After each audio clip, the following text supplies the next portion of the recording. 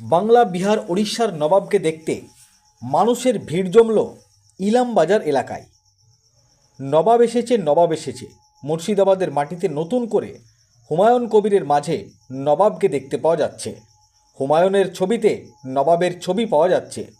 বীরভূমের মাটিতে দেখা গেল এবং শোনা গেল হুমায়ুনকে নবাবী কায়দায় নবাব বলে সংবর্ধনা করলেন বীরভূমের মানুষ। সেই ছবি দেখছেন আপনারা সরাসরি আখেরিগঞ্জ নিউজ চ্যানেলের পর্দায়। নবাবী কায়দায় নবাবী টুপি দিয়ে সংবর্ধনা হুমায়ুন কবিরকে। বাংলার মানুষের কাছে দিনের পর দিন প্রতিদিন হুমায়ুন কবিরের জনপ্রিয়তা বেড়েই চলেছে। কচিকাঁচা থেকে শুরু করে বয়স্ক থেকে জোয়ান, মধ্যবয়স্ক থেকে উচ্চবয়স্ক সকলেই হুমায়ুনের সঙ্গে হাত মেলাতে প্রস্তুত। ভিড় জমিয়েছিল ইলামবাজার এলাকায়, যা ভিড় ছিল চোখে পড়ার মতো। একসময় বাংলা, বিহার, ওড়িশার রাজধানী ছিল মুর্শিদাবাদ, আর সেই মুর্শিদাবাদের নবাব ছিলেন নবাব সিরাজদৌল্লা। নবাব সিরাজদৌল্লা তিনি হিন্দু, মুসলিম, শিখ, ইসাই একসঙ্গে সমস্ত ধর্মের মানুষকে নিয়ে চলতেন। ঠিক সেই রকমই হুমায়ুন কবির সকলকে নিয়ে চলতে চায়। তাই বীরভূমের মানুষ মুর্শিদাবাদের নতুন নবাব হুমায়ুন কবিরকে নবাবী কায়দায় সংবর্ধনা দিলেন। ইলামবাজারের মানুষ আয়োজন করেছিল ইফতার মেহফিলের। ইফতার মেহফিলে সংবর্ধনা পেয়ে খুশি এবং আপ্লুত হলেন হুমায়ুন কবির। আপ্লুত হয়ে আল্লাহ পাকের দরবারে শুকরিয়া আদায় করলেন হুমায়ুন কবির। কি বলেছেন শোনাবো আপনাদের। এই ভিডিওটি যারা দেখছেন ভিডিওটি শেয়ার করবেন, চ্যানেলটি লাইক করবেন আর সাবস্ক্রাইব করবেন। আই লাভ মাই ইন্ডিয়া, মেরা ভারত মহান।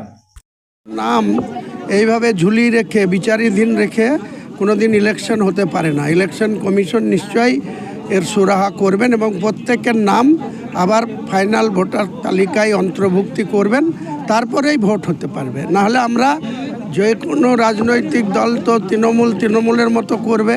আমরা আমাদের দল থেকে প্রত্যেকটা জেলা শাসকের অফিসে, ব্লক অফিসে আমরা এটা নিয়ে আন্দোলনে যাব, আমাদের বক্তব্য বলবো। এমনকি আমরা 5 তারিখে সিওকে ইলেকশন যে পশ্চিমবাংলার দায়িত্ব আছেন তেনার কাছেও আমরা ডেপুটেশন দেবো এই সময়। আর একটা ছবি দেখতে পেলাম যে আমি যখন গাড়ি নিয়ে আসছি সকলেই বলছেন মুর্শিদাবাদের নবাব এসেছে। দেখুন, এটা তাদের আবেগের ব্যাপার, কারণ একসময় বাংলা, বিহার, উড়িষ্যার নবাব মুর্শিদাবাদ থেকেই চালাতেন গোটা বাংলাকে, বিহারকে, উড়িষ্যাকে। কারণ শেষ নবাব সিরাজউদ্দৌলা 1757 খ্রিস্টাব্দের 23শে জুন তিনি লর্ড ক্লাইভ এবং একজন মির্জাফরের দ্বারা আক্রান্ত হয়ে তিনার মির্জাফরের ছেলে মিরন তাকে হত্যা করেছিল, তার গর্দান ছেদ করেছিল।